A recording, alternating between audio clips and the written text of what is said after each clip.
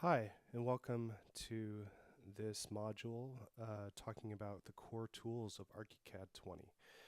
So within Archicad, it is a parametric modeling software, as you all know, but we're going to talk about some of the basic tools that you will need to understand to be able to complete a project. So we're going to talk about the POLYLINE tool and the line tool. So just like any other kind of standard drawing software or CAD software, the line and polyline tool act pretty much the same. So if we go into the settings by double clicking on the little line tool, we come up with our basic properties of the line. So within the line tool, we can have different line types. We can also have different pin weights, so the thickness and color of the line itself.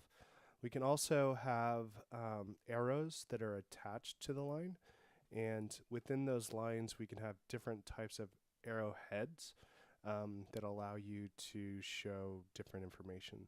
So within this, sometimes I use the this like datum or elevation marker for the corners of my property lines. And this can also have its own line weight associated with it. And so this is the polyline. So one thing to note is that you can create, a box, but you can also, while you're doing this, if you push the letter G on your keyboard, you can change the type of geometry. And this goes for most of the tools. So say, for instance, I wanted to create a rectangle that was offset, but even then I can still change it so that it's a typical polyline. And with this polyline, you can see how it is one object that's grouped. But then if you explode it, it will be a bunch of different lines as well. So that's pretty much it for the polyline tool.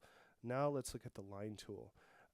So with the line tool, you still have pretty much the same or similar options that you have with the polyline tool. But one thing to note is that you can just have a line.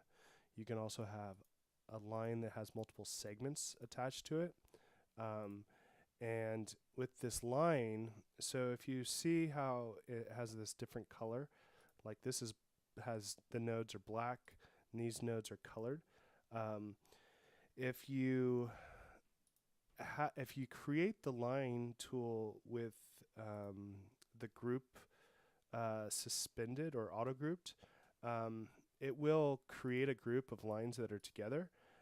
But let's just do this. So now I've changed it so that we'll take off the auto group and we'll create the same line or same sets of lines. And now if you look at it, they're all already together as one kind of box. But if I use my shortcut command to suspend the groups and then draw the line again, now they are individual lines. They're not connected.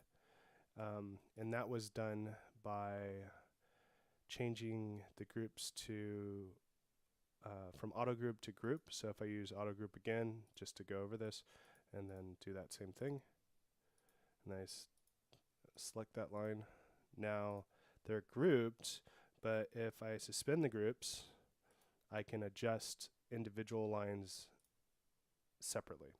So that's one benefit of using the line tool versus the polyline tool, because with the polyline tool, when you create it as a group, it is already grouped together. And then if I explode it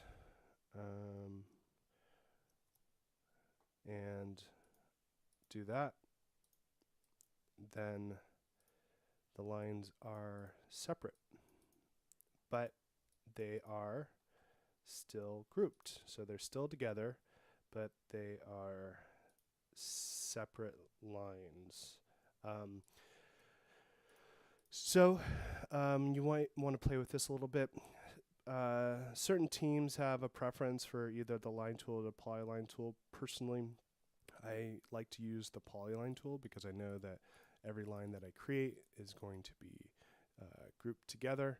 And if I do need to adjust them, I can as one element, and they will stay together versus using the line tool. So that's the line tool and that's the polyline tool. And so that pretty much covers it. So see you in the next lesson.